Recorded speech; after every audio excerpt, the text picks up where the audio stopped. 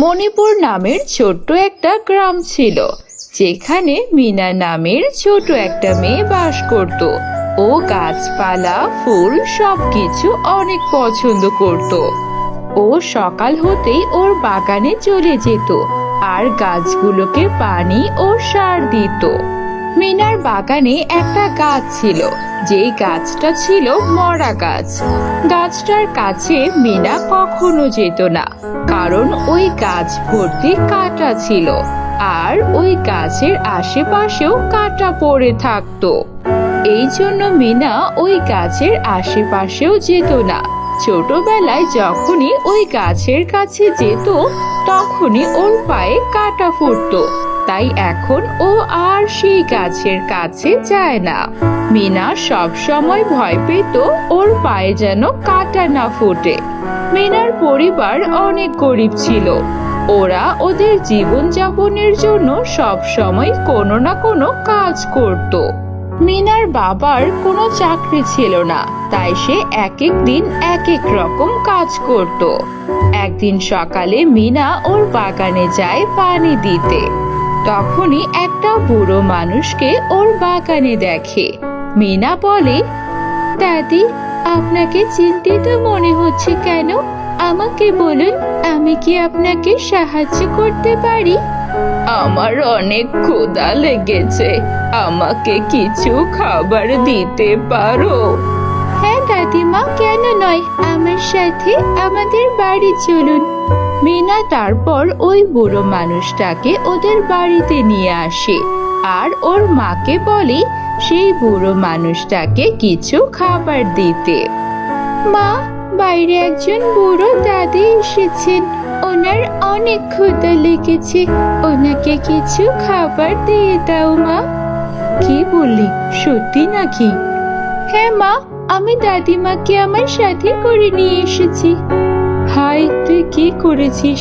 বাড়িতে তো আজকে কোনো খাবার নেই, ওনাকে এখন কি খেতে দেই? এটা শুনে মিনার মন খারাপ হয়ে যায়। তারপর ও সেই বুড়ো দাদিমার কাছে যায়। কি হয়েছে, তোমার মন খারাপ কেন?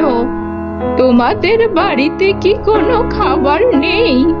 না না দাদিমা, আমার বাবা বাইরে থেকে খাবার আনতে গিয়েছে, আপনি ততক্ষণ আরাম করুন। এরপর মিনা ওর বাগানে যায় আর সেখান থেকে তাজা তাজা শাকসবজি আর ফলমূল পেড়ে নিয়ে ওর মাকে দেয়। তখনই হঠাৎ মিনার নজর ওই কাঁটাযুক্ত শুকনো মরা গাছটার উপর পড়ে। মিনা বলে, যদি তোমার মাঝেও কোনো ফলমূল হতো, আমি তাহলে দাদিমাকে এখনই ফলগুলো পেড়ে খাওয়াতে পারতাম। এখন এই সবজিগুলোই মাকে নিয়ে দিচ্ছি।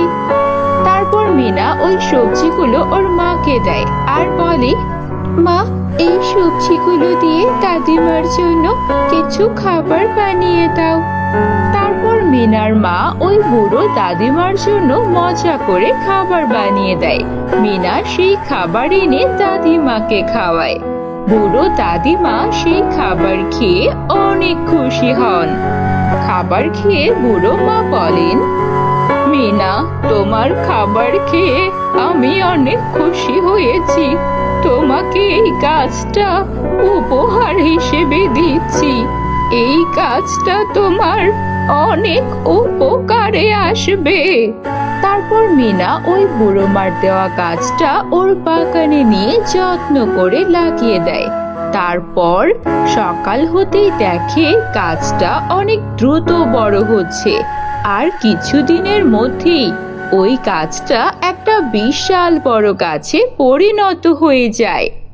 মিনা ওই গাছটা দেখে একদম অবাক হয়ে যায়, কারণ ওই গাছে অনেক অনেক লিপস্টিক লেগেছিল। আরে, এটা আবার কেমন গাছ? এই গাছে তো লিপস্টিক লেগে আছে, তার মানে এটা কোনো সাধারণ গাছ নয়, এটা জাদুর গাছ। এর পরের দিন যখন মিনা ওই গাছের সামনে যায়, দেখে ওই গাছে আরো বেশি বেশি লিপস্টিক ধরেছে। তারপর মিনা সেই লিপস্টিক গুলোকে তুলে একটা ঝুড়িতে ভর্তি করে আর সেগুলোকে বাজারে নিয়ে যায়। বাজারে ওই লিপস্টিকগুলো দেখে সবাই অনেক পছন্দ করে এবং অল্প সময়ের মধ্যেই মিনার সব লিপস্টিক ভালো দামে বিক্রি হয়ে যায়। মিনার অনেকগুলো টাকা আয় হয়ে যায়। পরের দিন যখন আবারও মিনা ওই গাছের সামনে যায়, দেখে এবারও ওই গাছে অনেক সুন্দর সুন্দর লিপস্টিক ধরে আছে। এটা দেখে মিনা চিন্তায় পড়ে যায় যে কালিও এতগুলো লিপস্টিক তুললো, আজকে আবারও গাছ ভরে লিপস্টিক হয়ে গেল। মিনা সব লিপস্টিক গুলো তুলে আবারও বাজারে বিক্রি করে আসে।